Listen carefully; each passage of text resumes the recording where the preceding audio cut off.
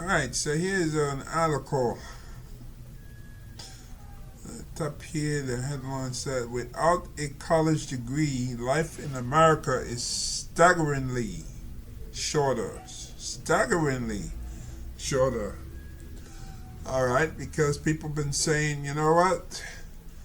You could make more money with a trade or doing something else. You don't need to go to college. College just gets you into trouble. You have to pay student loans and all that stuff. So why bother with it? So I think these are two economists wrote this at first glance. So let's see what their argument is. Why, without a college degree, life in America is much, much shorter. By many measures, the U.S. economy is thriving. Unemployment stands close to the 50-year low set in April. The fraction of people aged 25 to 54 in work is at a two-decade high. Gross domestic product is growing rapidly. Inflation is falling. And the S&P, which is Standard & Poor's 500, is a third higher than it was before the pandemic. While encouraging, economic statistics like these offer an incomplete picture of the state of the country. There is a deep and persistent national malcontent. In one recent NBC News poll, nearly three-quarters of Americans say the country is on the wrong track, while Gallup reports that poor life ratings are at record highs. What the economic statistics obscure, which is hidden in the averages, is that there is not one but two Americas, and a clear line demarcating the division is educational attainment. Americans with 4-year college degrees are flourishing economically, while those without are struggling. Worse still, as we discovered in new research, the America of those without college degrees has been scarred by debt and a staggeringly shorter lifespan. Almost two-thirds of American adults do not have college degrees, and they have become increasingly excluded from good jobs, political power, and social esteem, as their lives and livelihoods are threatened. Their longevity declines.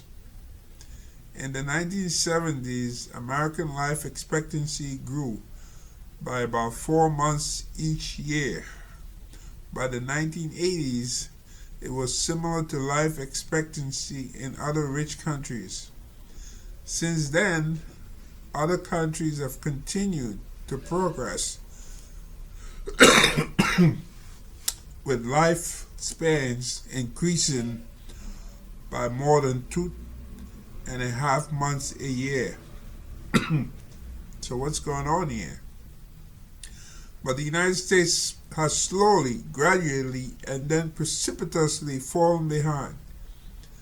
These ever-widening gaps have long troubled demographers and prompted 3 reports from the National Academy of Sciences.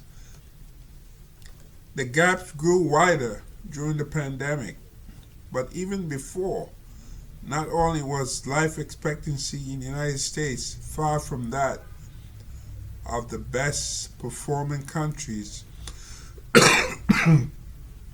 Japan and Switzerland, but it was also more than 2 years lower than that of the worst performers,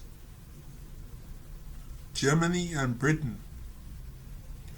Among 22 other rich countries, public health authorities in the United States record educational qualifications at debt, so that after 1992, we can calculate life expectancy by college degree starting at age 25, when most people have completed their education. In new research using these individual death records, we have found startling results. Life expectancy at age 25. Adult life expectancy for those with 4-year college degrees rose to 59 years on the eve of the pandemic. So an average individual will live to 84, up from 54 years or 79 years old in 1992.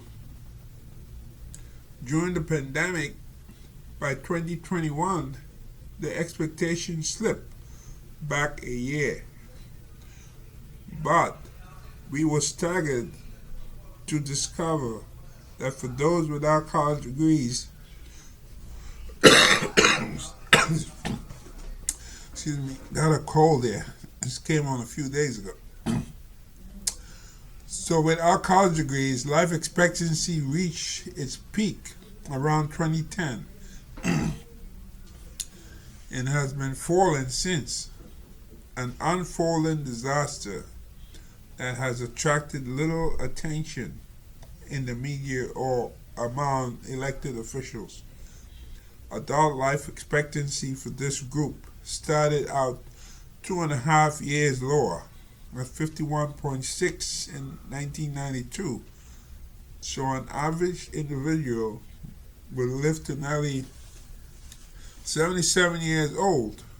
But by 2021, it was 49.8 years, or almost 75 years old. Roughly 8.5 years less than people with college degrees. And those without had lost 3.3 years during the pandemic. The divergence of life expectancies on either side of the college divide, one going up, one going down, is both shocking and rare. We have found reference to only one other case in modern history in the former communist countries of Eastern Europe after the collapse of the Soviet Union. Like those countries, the United States is fallen. It's less educated, it's failing, it's less educated people. An awful condemnation of where the country is today. If all Americans had the life expectancy of the college educated, the United States would have been one of the best performers among the rich countries in terms of life expectancy, not the worst.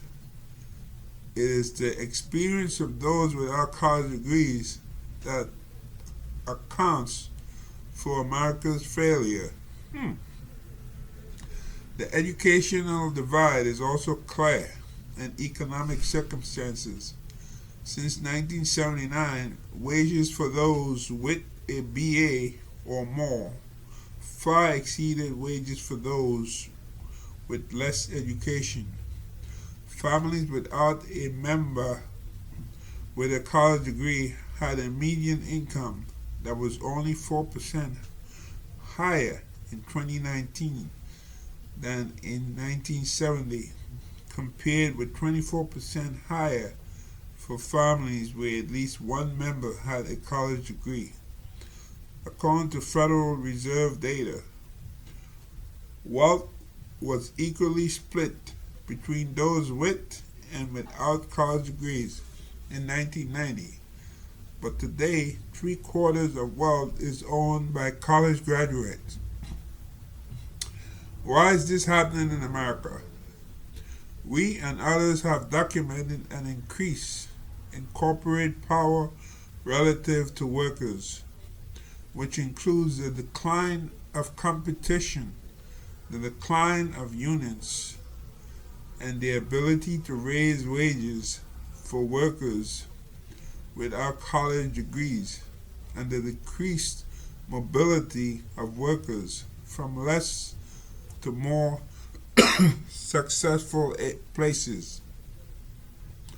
Other rich countries have been less prone to creating an elite class out of the college educated, while the United States has designed a system that too often works for itself, but not for working class Americans.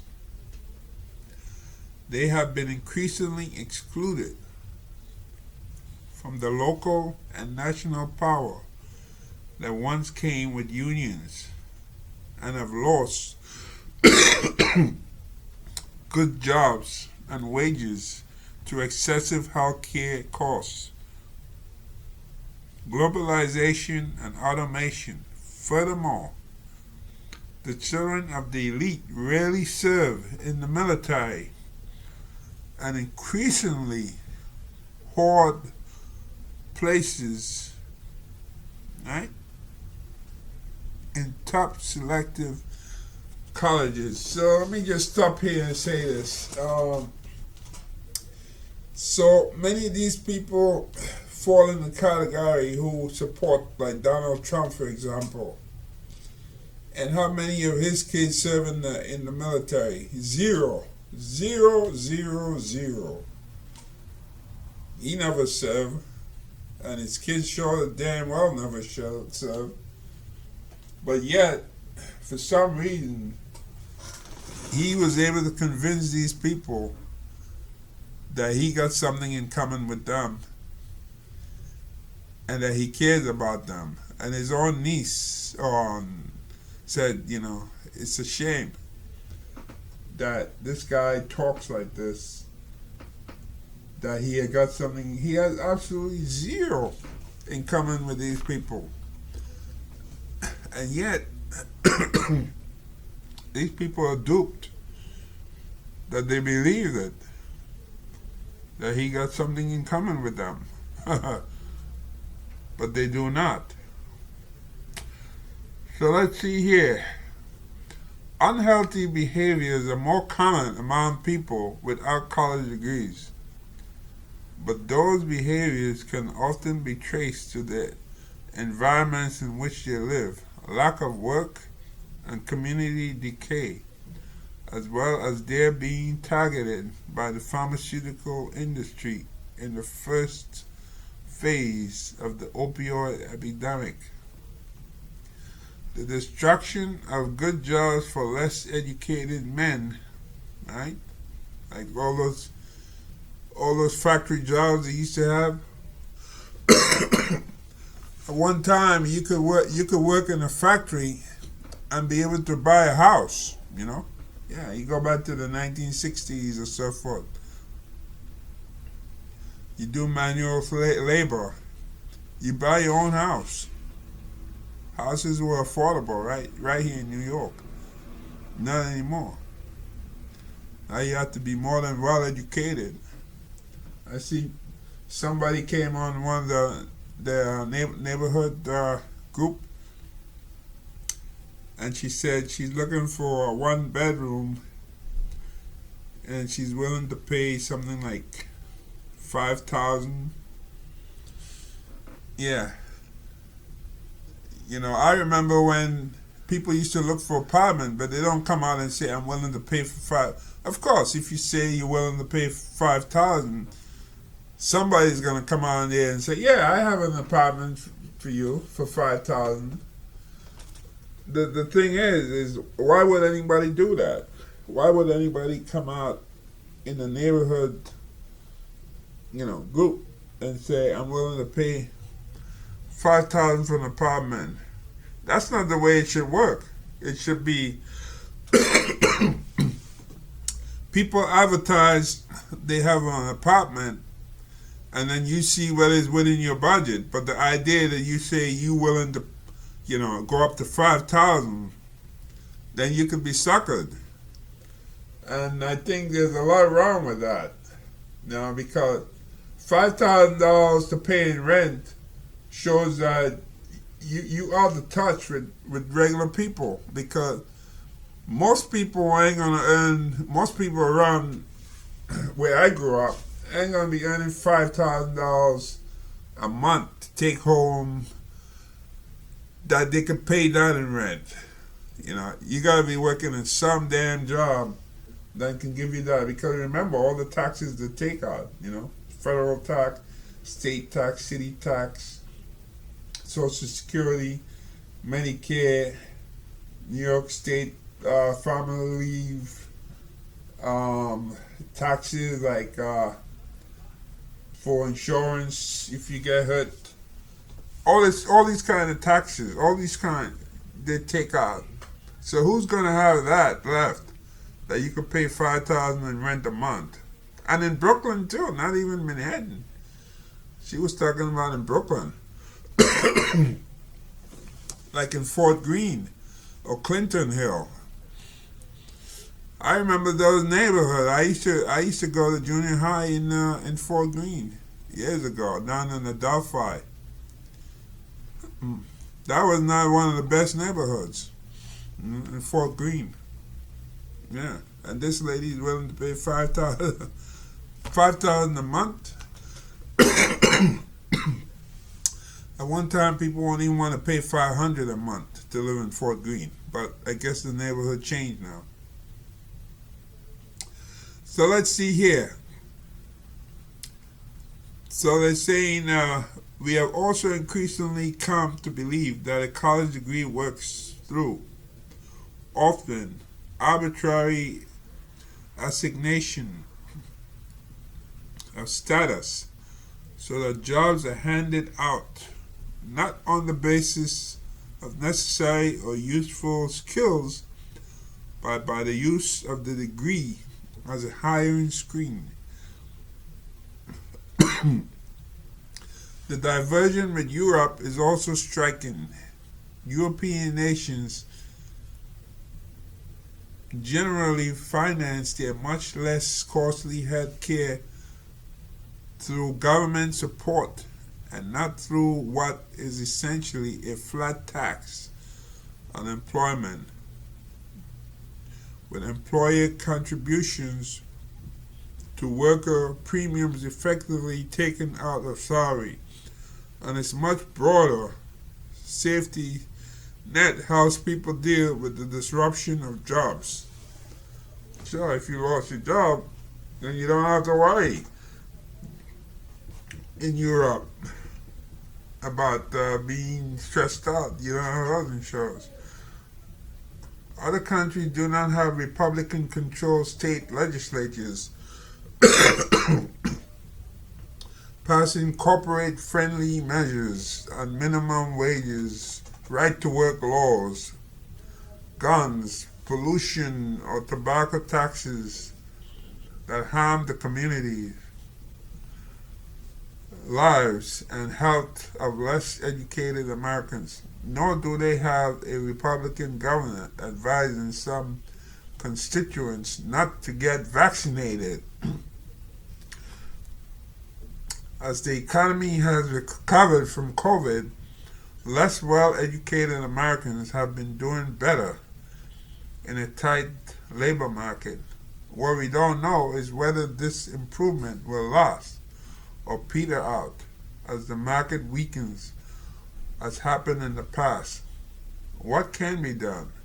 We could learn from those European countries that have a range of educational qualifications that fit different kinds of jobs and lack the sharp binary distinction between those with and without college degrees that is so corrosive in the United States. We are encouraged by the efforts of both public and private employers to remedy this. It is a low cost policy that could have large benefits. For example, Governor Josh Shapiro of Pennsylvania signed an executive order removing the BA requirement for 92% of state jobs. That means more people will be able to apply for the job. Similar policies are in place in Utah, Maryland, Colorado, Georgia, South Carolina, Virginia, New Jersey, and Alaska. Anything that reduces healthcare costs would help, as would eliminating employer-funded health insurance, replacing it with vouchers and paid for by general taxation, fighting NIMBYism, an acronym that stands for Not in My Backyard, which describes neighbors who protest local development, and expanding affordable housing in successful cities would increase mobility. Job creation under the Inflation Reduction Act is a move in the right direction. Working people would do better with stronger unions and fewer hostile measures such as right to work laws. The suffering of less educated America is not something that must happen, nor is it a necessary price to be paid for progress for the rest of us. Indeed, we find it hard to imagine that an educated elite can prosper indefinitely without a better future for everyone else. So the